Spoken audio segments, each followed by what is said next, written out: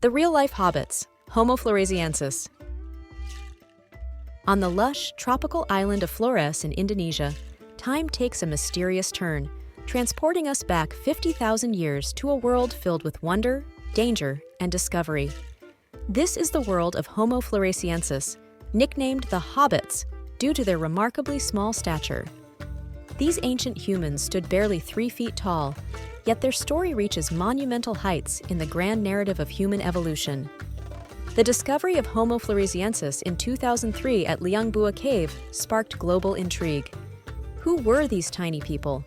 How did they survive on an island teeming with danger? This remarkable journey explores their evolution, their survival tactics, and their eventual extinction, offering a window into a forgotten chapter of Earth's history.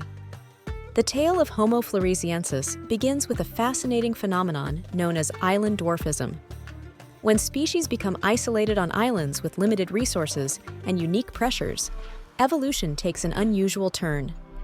Standing roughly 3 feet tall and weighing no more than 66 pounds, they were perfectly adapted to their environment. Unlike their contemporaries, Neanderthals and Homo sapiens, Homo floresiensis had a smaller brain size, approximately 1/3 the size of modern humans. Still, their ingenuity and adaptability reveal a capable and resourceful species that thrived in isolation. The question remains, what set them apart from other ancient humans, and how did this uniqueness enable them to survive for millennia? Despite their diminutive size, Homo floresiensis displayed remarkable ingenuity. Fossil evidence shows they crafted stone tools, some as sharp as modern knives. These tools were designed for hunting and butchering animals, scraping hides, and even possibly carving wood. Imagine this tiny group of humans collaborating around a campfire, fashioning sharp tools out of rock. These tools were vital for survival, allowing them to adapt to their environment and secure food. Their resourcefulness demonstrates that brain size does not necessarily determine intelligence. Homo floresiensis were clever survivors who thrived despite their challenges. Flores Island, their home, was a land of stark contrasts. It had dense forests, volcanic landscapes, and an abundance of unique creatures. The ecosystem acted as both a haven and a crucible for life. Here, survival required constant vigilance and innovation. Massive animals roamed the island as part of this unusual ecosystem. Among them were pygmy elephants, aptly named *stegodon*.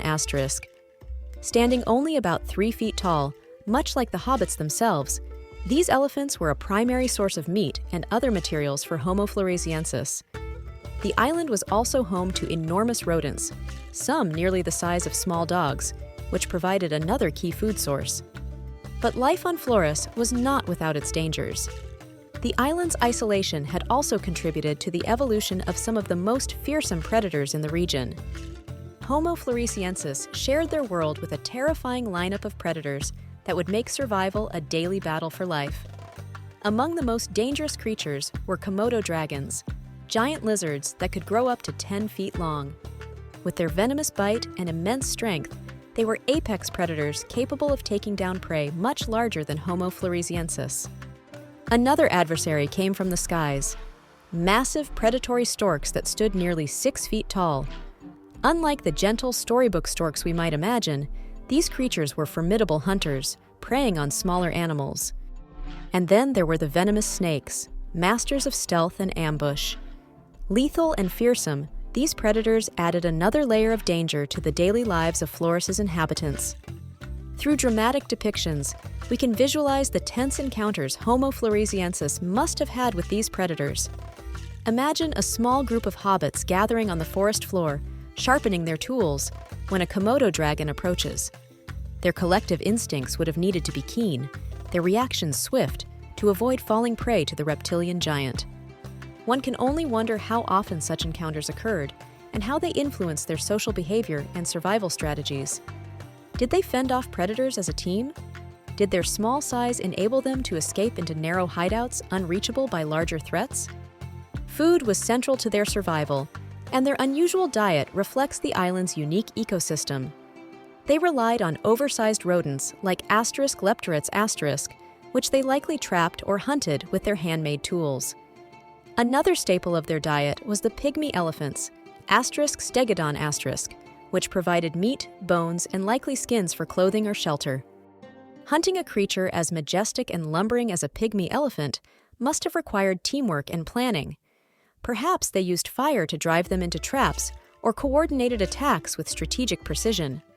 Their resourcefulness ensured they could thrive even when their environment offered limited resources. About 50,000 years ago, the relative isolation of Homo floresiensis came to an abrupt end with the arrival of modern humans, or Homo sapiens. This likely marked a pivotal turning point in their history. What would have happened during their first interactions? Were these meetings violent, driven by competition over resources, or was there a cultural exchange? Modern humans were likely equipped with more advanced tools and larger social groups, which could have given them a competitive advantage over the Hobbits.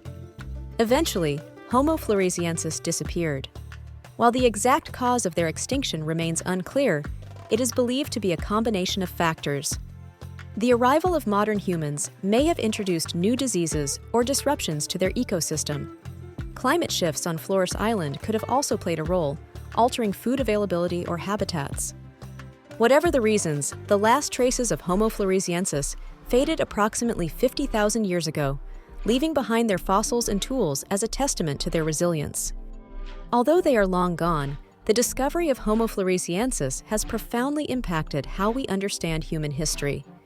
Their evolution is a stark reminder of the adaptability of life, and their survival in such challenging conditions inspires admiration. Although they are long gone, the discovery of Homo floresiensis has profoundly impacted how we understand human history. Their existence also offers a broader perspective on humanity. It reveals the incredible diversity within the human lineage and challenges our understanding of what it means to be human.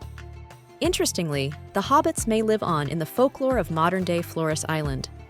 Local legends tell of Ebu Gogo, small and elusive forest beings thought to be capable of mimicking human speech.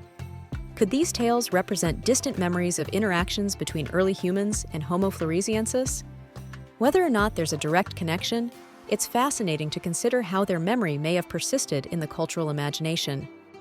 The scientific significance of Homo floresiensis lies in their unique place within human evolution. Did they evolve directly from Homo erectus, or were they an entirely separate lineage? Scientists remain divided on these questions. Moreover, despite their small brains, their ability to survive, adapt, and innovate demonstrates that intelligence isn't solely dependent on brain size. Their discovery challenges long-held assumptions about what it takes to build a successful species. Flores Island today is a vastly different place, yet remnants of this ancient world linger. The landscape still retains signs of its volcanic activity and dense forests. Visitors can explore Liangbua Cave, where the fossilized remains of Homo floresiensis were found, and imagine this small but mighty community eking out a living thousands of years ago. Homo floresiensis reminds us of the incredible adaptability of humans and the challenges our ancestors overcame to survive. Their story also underscores the fragility of life on Earth and the delicate balance required to sustain species. But most importantly, they help us appreciate the diversity and interconnectedness of all life. They were small, yet they left a colossal mark on our understanding of history and evolution. The story of Homo floresiensis is both captivating and inspiring. These real-life hobbits, who stood only 3 feet tall, overcame immense challenges in a world filled with predators and harsh conditions. They thrived on islands shaped by volcanic eruptions, hunted animals of all sizes, and ingeniously adapted to their environment. While they no longer walk among us, their legacy lingers. They are a reminder of humanity's shared history, of how our ancestors adapted, survived, and evolved. And their story continues to ignite our imagination, drawing us back to a time when the world was wild, untamed, and full of mystery. As we wrap up this journey, we invite you to reflect on the astonishing diversity of life, past and present. Homo floresiensis enriches our understanding of what humanity is truly capable of, reminding us that while small in stature, they were giants in survival and adaptation. We leave you with this thought. The story of the Hobbits is a remarkable chapter in the tapestry of human history. It reminds us of the resilience, ingenuity, and spirit that define our shared journey through time. Their survival against overwhelming odds inspires us to reflect on the strength of our ancestry and the lessons it holds for our own challenges. Let their story remind you of the extraordinary paths humanity has taken. Until next time, keep exploring the wonders of our past.